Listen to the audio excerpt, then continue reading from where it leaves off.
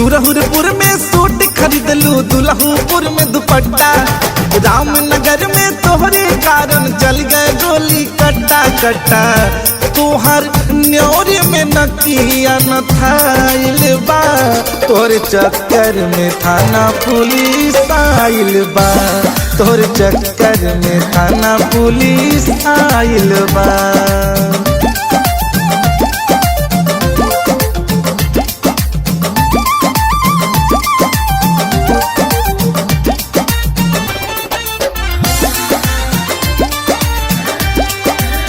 मुस्की मुआवे मोहे महरुआ, टांडा के साथे धम के धमरुआ। ए भैया मुस्की मुआवे मोहे महरुआ, टांडा के साथे धम के धमरुआ। जब लचकावा आपन कमरिया, ओही कमरिया पे हिले कमरिया। आरोपुर के मनई सोए दिन में टान मसहरी, माडर मऊ के हल्ला पहुँचल भीटी और कटहरी कटहरी।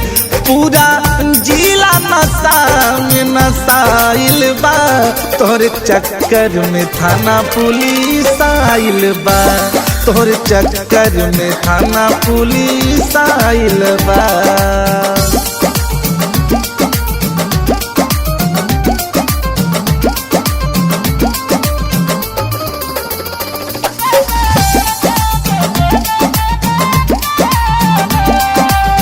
जहांगीरगंज के सुसुके करेजा, इल्फतगंज के फूल तू भेजा।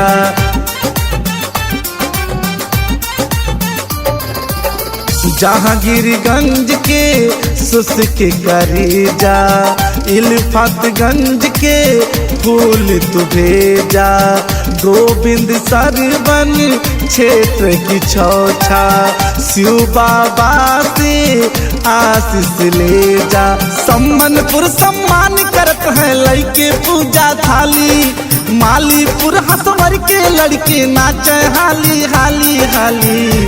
सबके अखिया में सरसों फुलाइल बा, तोर चक्कर में थाना पुलिस आइल बा, तोर चक्कर में थाना पुलिस आइल बा।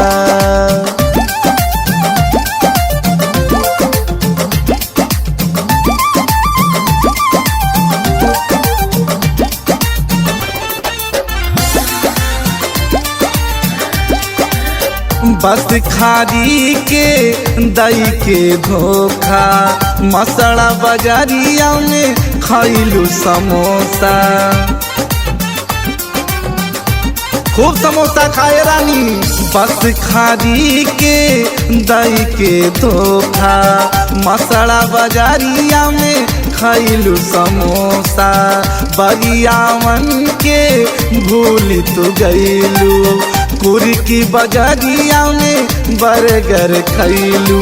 अकबरपुर में रोज लगेला तोहरे कारण जाम, तोहरे चक्कर में हो गई न सचिन गिरी बदनाम नाम। खाली प्रियम के भाग्य जगमगाइल बा, तोहरे चक्कर में थाना पुलिस आइल बा, तोहरे चक्कर में थाना पुलिस आइल बा।